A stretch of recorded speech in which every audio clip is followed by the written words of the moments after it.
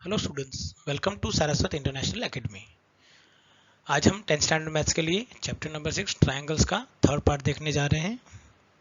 Last video में हमने similarity for a triangle के लिए बेसिक प्रोपोर्शनलिटी थ्योरम या थेल्स थ्योरम और कन्वर्स बीपीटी थ्योरम को स्टडी किया था। तो आज उसी के रिलेटेड एग्जांपल्स और क्वेश्चन को हमें यहाँ पे डिस्कस करना है। तो स्टार्ट करते हैं आज की वीडियो को। चलिए, सबसे पहले मुझे गिवन है एग्जांपल नंबर 1। डेटा कुछ इस तरीके से है कि if a line intersect sides A B and A C of a triangle A B C at D and E respectively and it is parallel to B C, then prove that A D over A B equals to A E over A C होता है। मतलब ये एक line है जो B C से क्या है, पैरेलल गिवन है और डी और ई पॉइंट पे इंटरसेक्ट कर रही है बाकी दो साइड्स को। तो मुझे प्रूव करना है कि A D divide by A B का ratio A E divide by A C के रेशियो से इक्वल होता है। चलिए, तो सबसे पहले आ जाते हैं गिवन में आपको गिवन है कि जो डी ई है वो पैरेलल है, वो किससे हो जाएगा, बी सी से पैरेलल हो जाएगा। टू प्रूफ जो मुझे करना है वो कि मुझे प्रूफ करना है A D divided by A B equals to A E divided by क्या प्रूफ करना है, ए सी प्रूफ करना है। चलिए प्रूफ में आ जाते हैं। प्रूफ जो करना है इसके लिए, तो प्रूफ में सबसे पहले तो मेरे पास ट्राइंगल है ही कि for triangle A B C आपको पास गिवन ही है कि डी ई है जो है वो किससे पैरेलल है, बी सी से पैरेलल है। तो आपके पास तो बीपीटी थ्योरम है ही। सो बाय बेसिक प्रोपोर्शनलिटी थ्योरम आप लिख सकते हो करस्पॉन्डिंग रेशियो क्या होता है, इक्वल। तो you can say A D divided by D B equals to क्या होगा, ए ई डिवाइडेड बाई ई सी। अब हमने लास्ट वीडियो में कॉम्पोनेंडो, डिविडेंडो, ऑल्टरनेंडो, इन्वर्टेंडो ये सारे प्रोसेस को हमने सीखा था। उस प्रोसेस को अप्लाई करके हम इसे प्रूव करेंगे। अब देखिए आपके प्रूफ दैट में ए डी है, ए ई है, पर बी डी और डी बी और ई सी का कोई रोल प्ले नहीं करेंगे। तो सबसे पहले मैं यहाँ पे इन्वर्स कर लेता हूँ। तो बाय इन्वर्टेंडो जब इन्वर्स अप्लाई करूंगा तो न्यूमरेटर बन जाएगा डिनोमिनेटर और डिनोमिनेटर बन जाएगा न्यूमरेटर। तो ये बन जाएगा D B divided by A D और ये बन जाएगा ई सी डिवाइडेड बाई ए सी, ए ई। चलो, अब मैं यहाँ पे adding one on both side के लिख सकता हूँ या बाय कॉम्पोनेंडो, वो आपके ऊपर डिपेंड करेगा कि आप क्या लिखना चाहते हो। या बाय कॉम्पोनेंडो लिखो या by adding one on both side. तो ये जब करोगे तो न्यूमरेटर और डिनोमिनेटर का एडिशन हो जाएगा ऊपर। तो आपको ऊपर मिलेगा D B plus A D divided by A D मिल जाएगा और इधर मिल जाएगा आपको राइट हैंड साइड पे E C plus A E divide by क्या मिलेगा, ए ई मिलेगा। अब B D plus A D को ऐड करूंगा तो मुझे ए बी मिल जाएगा यहाँ पे। तो ये तो हो गया ए बी और होल डिवाइडेड बाय क्या हो गया, ए डी हो गया। और ए ई प्लस ई सी करूंगा तो मुझे क्या मिल जाएगा, ए सी। तो ये हो गया ए सी डिवाइडेड बाय क्या हो गया, ए ई। बट जो आपका प्रूफ दैट है वो रेसिप्रोकल है। तो अगेन आप क्या अप्लाई करेंगे कि बाय इन्वर्टेंडो इन्वर्स करेंगे तो न्यूमरेटर बन जाएगा डिनोमिनेटर और डिनोमिनेटर बन जाएगा न्यूमरेटर। तो A D divided by A B equals to आपको मिल जाएगा A E divided by A C. Hence proved.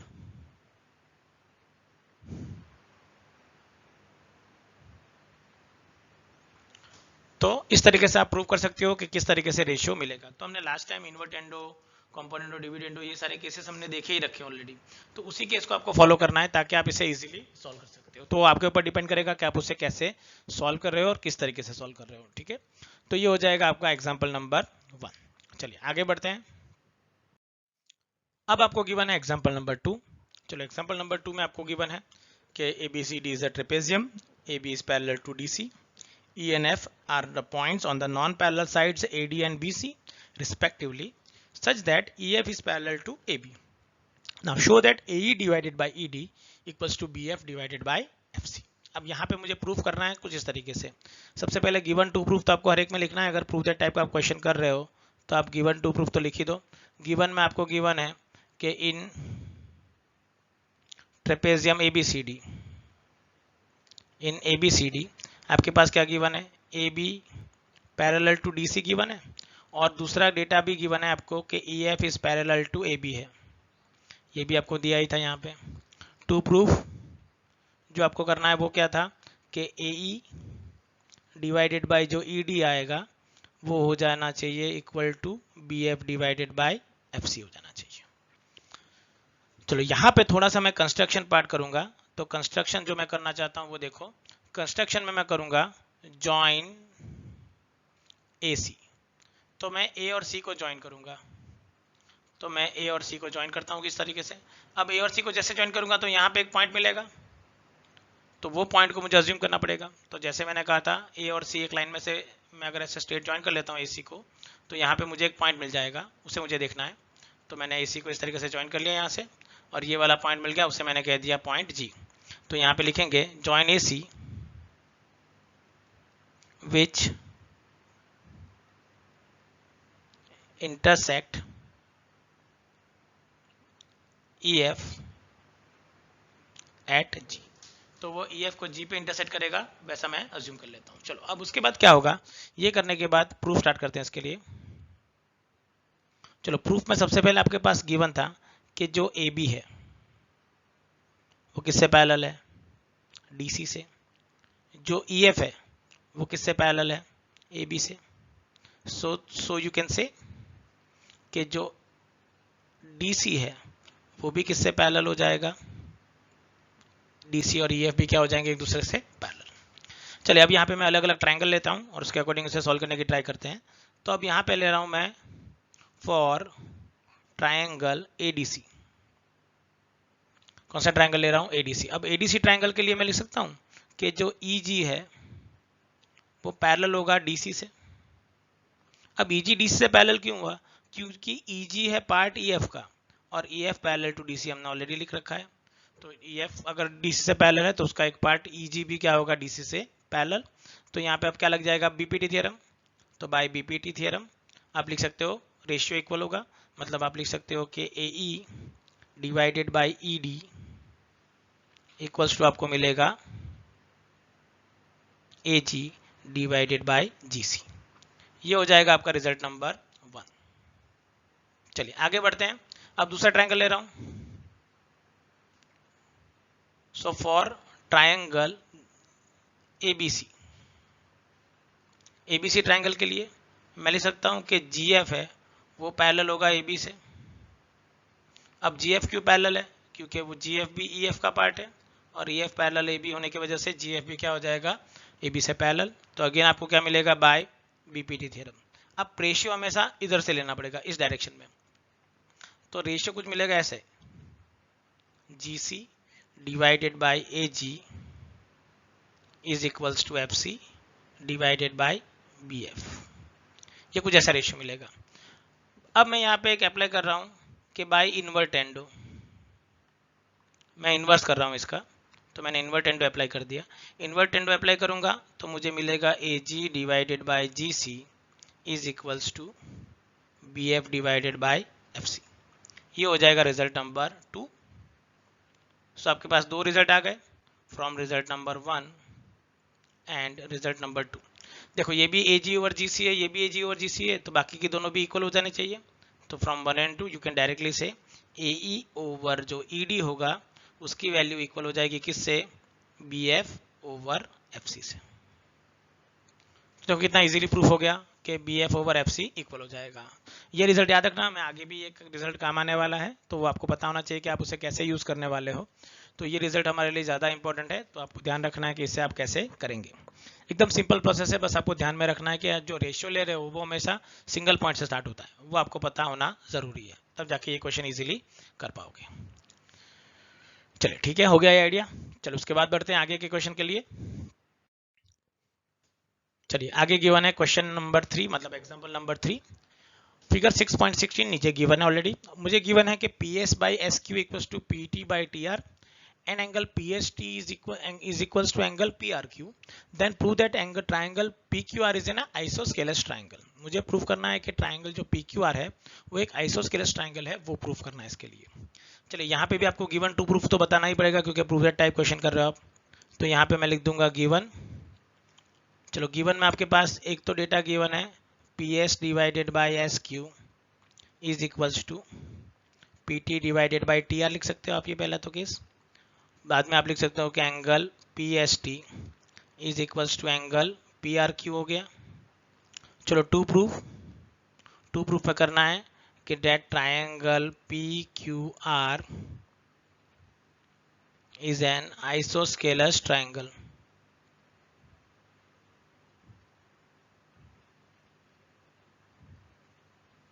चलो अब प्रूफ करते हैं इसके लिए, देखो कैसे प्रूफ होगा ये। चलो प्रूफ देखो, इसके लिए क्या करेंगे हम लोग। अब मैं लिख सकता हूं कि for triangle P Q R के लिए मुझे गिवन है P S over S Q is equals to P T over T R होगा। तो मेरे पास 6.2 थियरम है, बाय थियरम 6.2। 6.2 क्या कहता है, अगर रेशियो इक्वल है तो पैरेलल मिल जाएगा। सो यू कैन से कि that S T is parallel to क्या हो जाएगा, क्यू आर हो जाएगा। एस टी पैरेलल टू क्या हो जाएगा, क्यू आर। अब अगर एस टी और क्यू आर पैरेलल है तो पी क्यू क्या बन सकती है, ट्रांसवर्सल। तो ये दोनों क्या हो जाएंगे, सेम एंगल हो जाएंगे। और कौन से एंगल की वजह से, करस्पॉन्डिंग एंगल बन जाएगा ये तो। चलो तो देखो यहाँ पे क्या हो जाएगा। सो आप यहाँ पे लिख सकते हो कि so angle P S T, मतलब कौन सा एंगल, ये वाला angle, is equals to you can say angle P Q R हो जाएगा। और रीजन क्या आ जाएगा, करस्पॉन्डिंग एंगल्स। चलो बट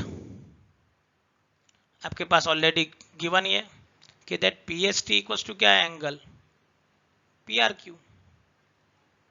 ये तो गिवन था आपके पास। सो यू कैन डायरेक्टली से कि अगर ये दोनों इक्वल है तो ये भी इक्वल हो जाएंगे।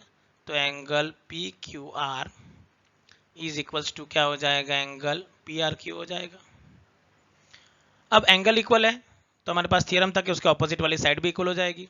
सो implies that you can say कि P Q P R is equals to क्या होगा, पी क्यू। पी आर क्या होगा, क्यू के ऑपोजिट वाली साइड है, पी आर क्यू के ऑपोजिट वाली साइड क्या है, पी क्यू है। तो you can directly say P R is equals to क्या होगा, पी क्यू। रीजन क्या लिखेंगे, side opposite to equal angles.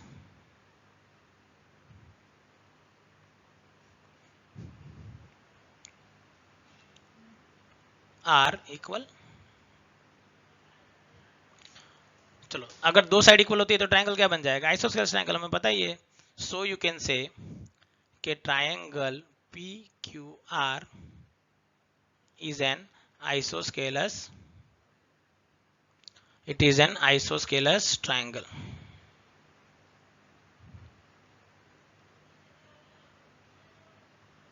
तो एकदम सिंपली में ये प्रूफ हो जाएगा कि हाँ ये क्या कौन सा ट्रायंगल होगा, एक आइसोस्केलस ट्रायंगल होगा। चलिए तो आपको आइडिया आ जाएगा कैसे इस क्वेश्चंस को हमें करना है। चलिए आगे बढ़ते हैं। चलिए अब हो गया आपका एक्सरसाइज, सेकंड एक्सरसाइज, एक्सरसाइज 6.2 का क्वेश्चन डिस्कस करेंगे हम लोग इसमें। अब 6.2 में आपको देखो गिवन है ऑलरेडी क्वेश्चन नंबर 1, उसको देखते हैं कि in given figure first and second DE parallel to BC already given है, then find EC in first case and AD in second case. चलिए अगर DE पैरेलल टू BC है मतलब यहाँ पे मेरे को पता है कि in ABC, in triangle ABC DE is parallel to क्या गिवन है, BC। तो बाय BPT यहाँ पे आप डायरेक्टली एक रेशियो बना ही सकते हो कि रेशियो क्या मिलेगा, AD divided by DB is equals to AE divided by क्या मिलेगा, EC। दोनों में यही करना है। चलो तो स्टार्ट करते हैं। सबसे पहला केस देखो, तो पहले केस में आपके पास मैंने कहा था रिजल्ट होगा AD divided by DB is equals to AE divided by क्या होगा, EC। चलो AD आपके पास है 1.5, ये आपके पास 3, AE है 1 और EC ढूंढना है। अगेन आप इसे लिख सकते हो 15/30 इज इक्वल्स टू 1/EC लिख सकते हो। 15 और 30 कैंसिल करेंगे तो 2, क्रॉस मल्टीप्लाई कर लो, देयरफॉर आपको डायरेक्टली यहाँ मिल जाएगा वैल्यू कि EC इक्वल टू डायरेक्टली क्या मिल जाएगा, 2 सेंटीमीटर। यूनिट है आपके पास तो you have to write the unit. So my answer will be 2 centimetre which is a value of EC। ठीक है, सेम सेकंड भी वैसा ही करना है आपको, सेकंड भी वैल्यू ढूंढनी है। तो सेकंड केस में भी आपको रेशियो तो वैसा ही लेना है जैसे हमने यहाँ पे लिया था कि AD divided by DB is equals to AE divided by क्या होगा, EC। चलो अगर मैं AD की वैल्यू लिखता हूँ तो AD कितना है फाइंड करना है मुझे, तो AD एज इट इज आ जाएगा। DB आपको गिवन है 7.2, ये गिवन है आपको 1.8 और ये आपको गिवन है 5.4। अगेन थोड़ा सा सिंप्लीफाई अगर करना चाहूँ तो AD मुझे मिलेगा 7.2 इंटू 1.8 डिवाइडेड बाई 5.4। चलो अगर सॉल्व करता हूँ मैं उसको तो मुझे AD की वैल्यू मिल जाएगी 72/10, फिर ये होगा 18/10 और 5.4 डिनोमीटर में हो जाएगा 18/54। चलो एक 10 कैंसिल हो गया, 18 3 ज़ा 54 हो जाएगा और 54 24 3 ज़ा क्या हो जाएगा 72। सो देयरफॉर AD की अगर आपको वैल्यू चाहिए तो वो होगा 24/10 और यू कैन से इट इज़ 2.4 सेंटीमीटर। तो AD की जो वैल्यू आपको ढूंढनी थी उसकी वैल्यू क्या मिल जाएगी 2.4 सेंटीमीटर। तो एकदम सिंपल तरीका है जिसमें आप ये सारे क्वेश्चन को सॉल्व कर पाओगे। चलिए आगे बढ़ते हैं सेकंड क्वेश्चन की ओर। चलिए क्वेश्चन नंबर 2। क्वेश्चन नंबर 2 में देखो आपको बोला गया है कि that E and F are the points on the side PQ and PR respectively of a triangle PQR. For each of the following case state EF is parallel to QR है कि नहीं है इसके लिए। अब यहाँ पे क्या बोला गया है, आपके पास ट्राइंगल ऐसा गिवन है, देखो यहाँ पे